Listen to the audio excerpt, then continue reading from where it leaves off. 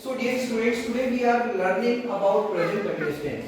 We can call it present progressive also, we can call it present progressive. Present का हिंदी मतलब होता है वर्तमान और कंटिन्यूअस का मतलब होता है जारी। इसी प्रकार से हम देखते हैं प्रोग्रेसिव। प्रोग्रेसिव का हिंदी मतलब होता है प्रगतिशील।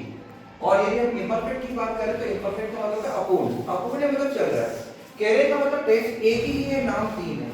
या तो आप इसको प्रेजेंट कंटीन्यूअस कहें, या इसको प्रेजेंट प्रोग्रेसिव कहें, या प्रेजेंट इम्परफेक्ट कहें। We are studying only one tense, present continuous, progressive और इम्परफेक्ट। जब भी हम किसी टेंस की बात करेंगे तो we will be talking about three things. पहली होती है आइडेंटिटी, पहचान।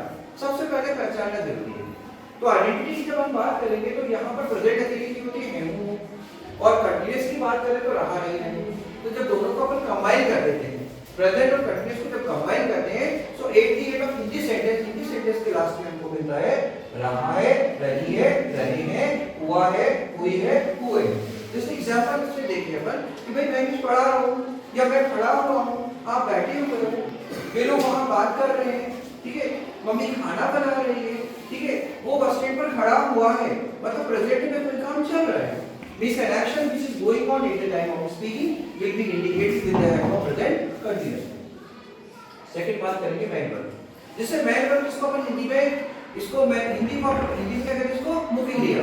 इसी को अपन हेड वर्ब भी कहते हैं, इसी को अपन प्रिंसिपल वर्ब भी कहते हैं, ठीक है ना। जनरली मैन वर्ब वो वर्ब होती है जो सीधे सीधे किसी काम का करना या होना बताती है, ठीक है।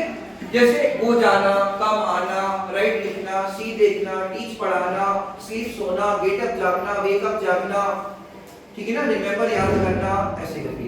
तो ये जो मैन वर्ब होती है इसके 5 फॉर्म्स होते हैं, है ना। फर्स्ट फॉर्म को अपन प्रेजेंट टेंस कहते हैं, वर्ब के सेकंड फॉर्म को पास्ट टेंस कहते हैं, वर्ब के थर्ड फॉर्म को पास्ट पार्टिसिपल कहते हैं, वर्ब के जो फोर्थ फॉर्म होता है उसको प्रेजेंट पार्टिसिपल आईएनजी फॉर्म कहते हैं, और जो पांचवा फॉर्म होता है it is called present simple और simple present form, SES ING form, okay.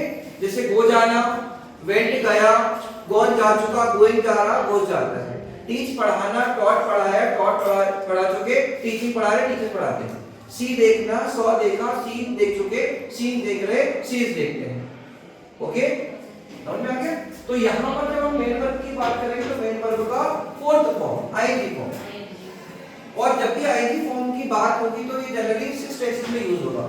ये प्रेजेंट कंटीन्यूअस में आईएनजी आएगा, पास्ट कंटीन्यूअस में आईएनजी आएगा, फ्यूचर कंटीन्यूअस में आईएनजी आएगा, फिर इसी प्रकार से देखेंगे प्रेजेंट परफेक्ट कंटीन्यूअस में आईएनजी आएगा, पास्ट परफेक्ट कंटीन्यूअस में आईएनजी आएगा, और फ्यूचर परफेक्ट कंटीन्यूअस में आईएनजी आएगा। तो जहां कंटीन्यूअस होगा एक्टिव वॉइस में वहां पर आईएनजी होगा, ठीक। अच्छा, तीसरी बात हम बात करते हैं हेल्पिंग वर्ब। हेल्पिंग वर्ब मतलब सहायक क्रिया, इसको हम ऑक्सिलरी वर्ब भी कहते हैं। अच्छा, सहायक क्रिया वो क्रिया होती है जो टेक्स्ट को एक्सप्रेस करने में, पैसिव वॉइस को बताने में, जनरली टेक्स्ट में हेल्प करती है। काय की हेल्प करती है?